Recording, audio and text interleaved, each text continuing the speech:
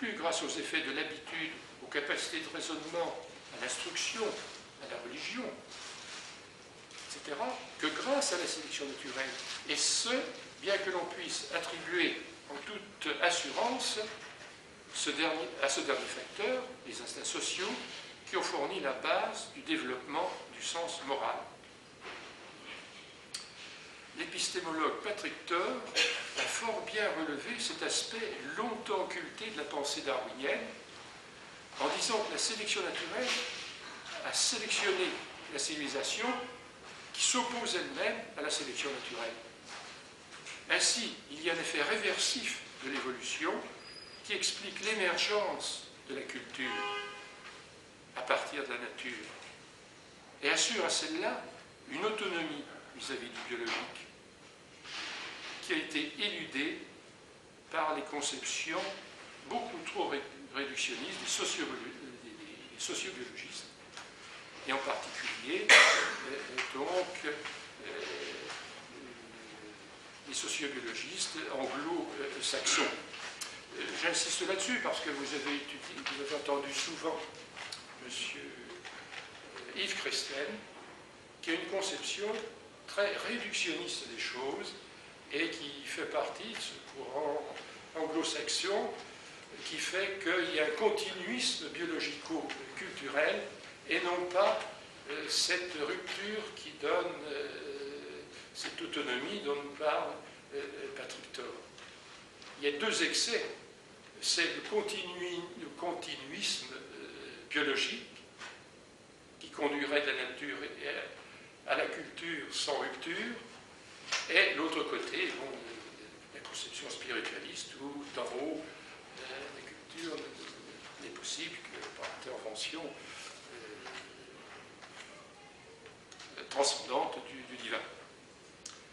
Ainsi donc, la sélection des instincts sociaux permet de penser l'émergence de la morale en dehors de toute référence à une obligation transcendante, la religion étant désacralisée. La morale devient donc un fait d'évolution. La religion en est un aussi et ne renvoie donc pas à une transcendance. Il n'y a que de l'immanence dans la perspective scientifique évolutionniste. Le monisme de la théorie darwinienne s'oppose au dualisme chrétien. La théologie ne pardonnera jamais à Darwin d'avoir empiété sur son domaine réservé de la conscience morale et de lui avoir donné une histoire naturelle, d'avoir finalement élaboré, dit Patrick Thor, une théorie matérialiste de la génération de la morale. C'est bien pour cela que les théologiens nous disent « Occupez-vous, les scientifiques, de votre domaine, nous, on s'occupe d'une autre, vous n'avez pas à empiéter », alors que, je pense que vous avez bien compris qu'avec cette question, il y a intersection entre les questions scientifiques et les questions théologiques sur ce statut de l'homme. L'homme ayant une histoire naturelle, l'homme venant de l'évolution de l'animal et l'homme parfait dans un paradis tout de suite, c'est quand même pas compatible. Le plus sublime de l'homme a donc des primordiales animaux. Dès lors, l'existence du mal ne pose plus problème. Cet argument très ancien, écrit Darwin, de l'existence de la souffrance opposée à l'existence d'une cause première intelligente, me semble être très fort. Par contre, on peut conclure que l'existence de beaucoup de souffrances s'accorde très bien avec l'opinion que tous les êtres organisés ont été développés par la variation et la sélection naturelle. Et cela parce que l'homme porte toujours dans sa construction corporelle l'empreinte indélébile de sa basse origine. C'est le cerveau reptilien de tout à l'heure. Ce sont les derniers mots d'un ouvrage fondamental, le deuxième ouvrage fondamental de Darwin, Filiation de l'homme, qui est apparu 11 ans après l'origine des espèces, et qui est apparu un peu tardivement, si bien qu'on s'est mépris sur la vraie pensée de Darwin, qui ne parlait pas beaucoup, quelques mots de l'homme, et que l'on a extrapolé crûment cette question de sélection naturelle, sans voir que le continuisme biologique, ce n'était pas la pensée profonde de Darwin. La plus grande l'interprétation moderne initiée par Darwin est le passage d'un Dieu créateur de l'homme à un Dieu créé par l'homme. L'être pur de tout découlait, selon Gustin, l'être pur au commencement de tout était devenu une conséquence dernière du fonctionnement de la nature, devenue, elle, première. L'évolution intellectuelle de Darwin a été parallèle à la progression de sa construction scientifique. L'incrédulité l'a envahi très lentement, dit-il, pour devenir finalement totale. Il le dit dans son autobiographie. Et Patrick Thor, qui est un des plus grands spécialistes de Darwin, pense que Darwin est mort athée. On comprend maintenant facilement que les anthropologies augustiniennes et darwiniennes sont opposées. Pour Darwin, pas de couple originel parfait au sommet du monde vivant, pas de péché originel initié par un esprit mauvais, Satan, mais un progrès de l'humanité qui se dégage lentement de l'animalité. La pesanteur de cette origine animale explique le mal, ce qui a fait écrire à Darwin dès 1838 dans ses carnets que l'esprit de l'homme n'est pas plus parfait que les instincts des animaux dans nombre de circonstances, et que si le diable était en nous, c'était sous la forme d'un babouin. Nous sommes donc bien loin des modalités de création de la Genèse et de la chute originelle, cause du mal. Et on comprend que l'Église et ses théologiens ne sachent plus que faire du péché originel de saint Augustin. Ils sont d'autant plus ennuyés que Jean-Paul II a reconnu, sinon l'évolution de l'esprit, du moins c'est le décor. Mais ça suffit pour que ce soit catastrophique pour eux, et qu'ils soient dans un pétrin théologique dont ils, à mon avis, ne pourront pas sortir avec la meilleure volonté. Ou alors, il faudra qu'ils abandonnent le dogme du péché originel. Or, ils nous disent qu'ils ne veulent pas l'abandonner sur le fond. Une armada gigantesque de théologiens, donc, essaie de sauver ce dogme. Il faudrait une autre conférence pour en parler. J'ai examiné un peu cette question dans un essai intitulé Création, évolution, la science et le crépuscule des dogmes, et j'ai dénombré plus de 20 propositions de définition du péché originel, ce qui traduit, donc, si on ne sait plus le définir, le désarroi donc, de la pensée croyante. Et à quel prix sauvera-t-on ce dogme? Eh bien, au prix du sacrifice de la clarté, et je vais vous en donner un exemple. Écoutons la conception d'un disciple de Teilhard de Chardin. Ce disciple, qui s'appelle Xavier Salentin, nous dit qu'Adam ne serait plus le premier homme, mais le dernier, en fin d'évolution, et parfaitement libre. Il aurait choisi de rejeter Dieu, décision qui expliquerait par rétroaction le péché du premier Adam. Ne vous inquiétez pas si vous ne comprenez pas, hein, je cite quand même, je n'ai pas compris. Hein. Je restaure, dit-il, dit Xavier Salentin, ainsi l'historicité de la chute. Elle a bien sûr eu lieu hier, au commencement, mais elle a été rétroprogrammée du futur, à la fin. Elle a bien affecté le psychisme d'un premier âme, primate inculte, mais la responsabilité de cette polarisation subjective appartient à un dernier homme parvenu à l'achèvement de la connaissance par la méthode scientifique à polarisation objective. En pleine connaissance de cause, cet homme final, ayant compris l'économie christique de la création, a délibérément opté pour une économie antichristique. Ayant déchiffré le programme, il a établi un contre-programme.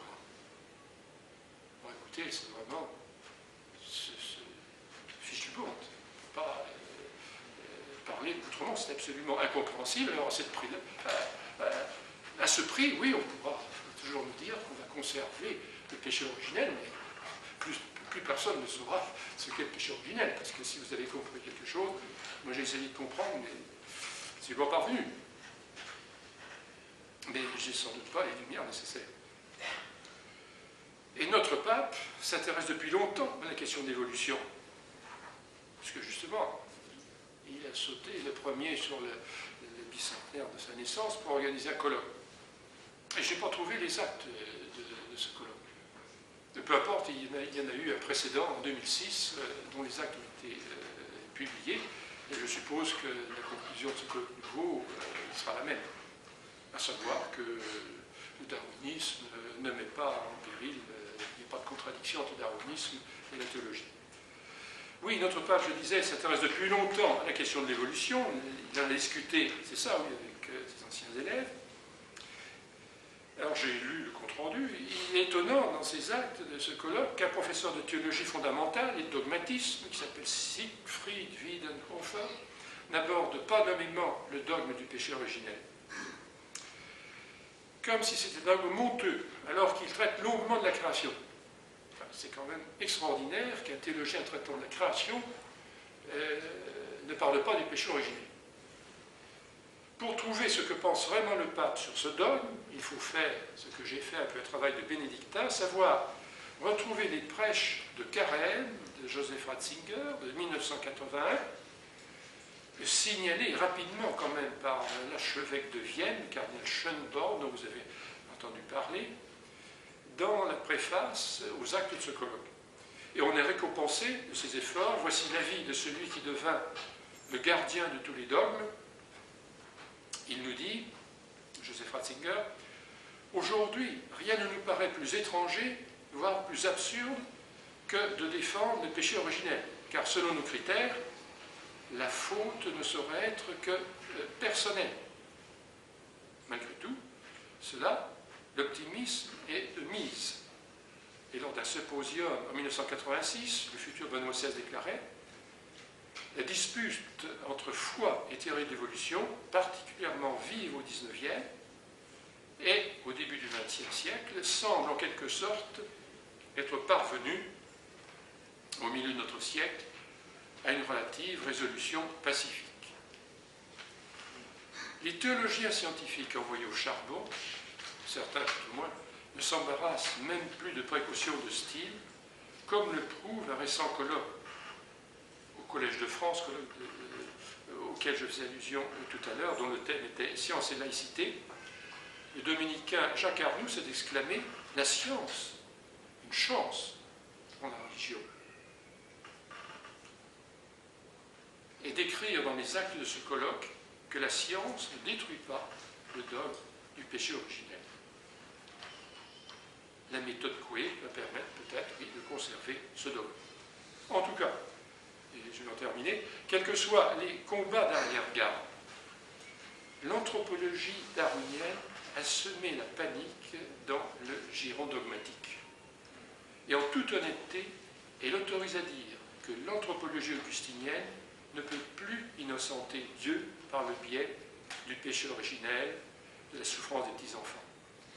La mort de sa gigantesque construction philosophique et religieuse, la mort de sa théodicée, c'est ce que j'appelle sa seconde mort. Car le titre de la conférence est en effet Darwin et la seconde mort de Saint-Augustin. Si Augustin revenait, eh bien, compte tenu de son exigence de rigueur logique, mais aussi de rigueur morale, et si on exclut le suicide, eh bien, Augustin serait agnostique ou athée. Je vous remercie.